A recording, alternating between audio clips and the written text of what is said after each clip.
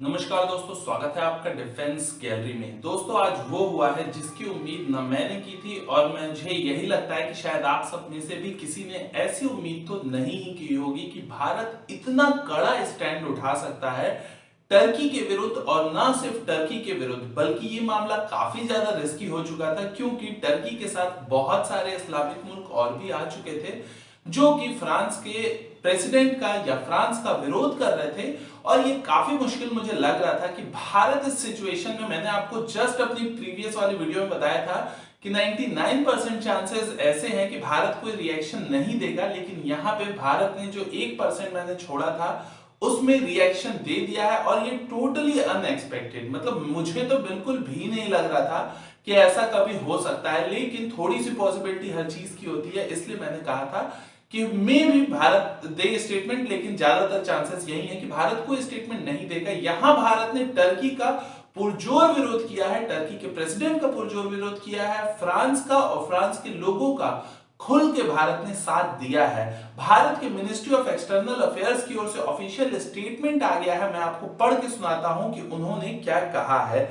उनका कहना है दोस्तों, यानी कि भारत का कहना है officially, we strongly deplore the personal attacks in unacceptable language on President Emmanuel Macron in violation of the most basic standards of international discourse.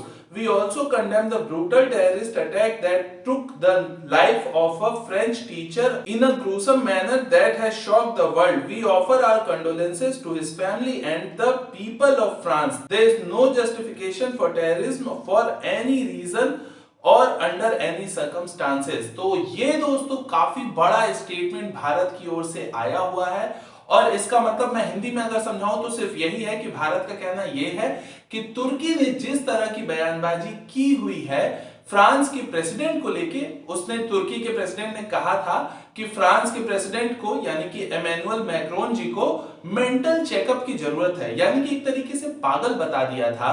तो उसका भारत ने विरोध किया है, कहा है कि ये इंटरनेशनल गाइडलाइंस के खिलाफ है। इस तरीके से कोई पर्सनल अटैक किसी प्रेसिडेंट के ऊपर नहीं करना चाहिए था तुर्की को।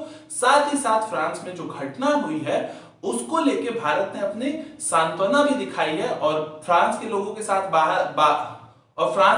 साथ भारत हमेशा खड़ा है, ये भी शो किया है। ये अपने आप में काफी बड़ी ब्रेकिंग न्यूज दोस्तों है। मुझे नहीं पता कि आपको किसके थ्रू ये न्यूज पता चली, मेरे थ्रू या किसी और के थ्रू, पर जिसके भी थ्रू आपको पता चली हो, मेरी इस वीडियो को अगर आप देख रहे हैं तो मैं चाहूंगा इसको आप ज्यादा से ज्यादा शेयर करें कि सबको पता चले भारत का स्टैंड क्या है। और stand with France, hashtag stand with France या इंडिया स्टैंड्स विद फ्रांस करके आप टैग करिए। फ्रांस के लोगों को हर जगह, भारत के लोगों को हर जगह टैग करिए और सबको बताइए कि भारत इस सिचुएशन में फ्रांस के साथ खड़ा है। ये अपने आप में काफी बड़ा, बहुत बड़ा न्यूज है दोस्तों। मुझे ये जान के काफी ज्यादा खुशी हुई है। इसके अलावा दोस्तों आगे क्या होने वाला है इसके बाद, अभी तो रिएक्शन आया है just ministry of external affairs का। अभी हो सकता है अपने ही देश में लोग इसके खिलाफ सुबह तक आप देखिएगा खड़े हो जाएंगे। जो होगा वो तो आगे हमें आपको देखने को मिलेगा ही, लेकिन मैंने इमरजेंसी में इस वीडियो को बनाया है, तो अगर कुछ लाइटिंग वाइटिंग या कोई और दिक्कत हो आपको तो थोड़ा सा एडजस्ट करेगा। मेन चीज थी कि इंफॉर्मेशन आप तक पहुंचना चाहिए। और साथ ही साथ गुड न्यूज ये भी है कि 5 नवंबर तक ऐसी न्यूज आई है कि 3 और राफेल भारत के बेड़े में शामिल हो जाएंगे, जो कि फ्रांस से ही आने वाले हैं।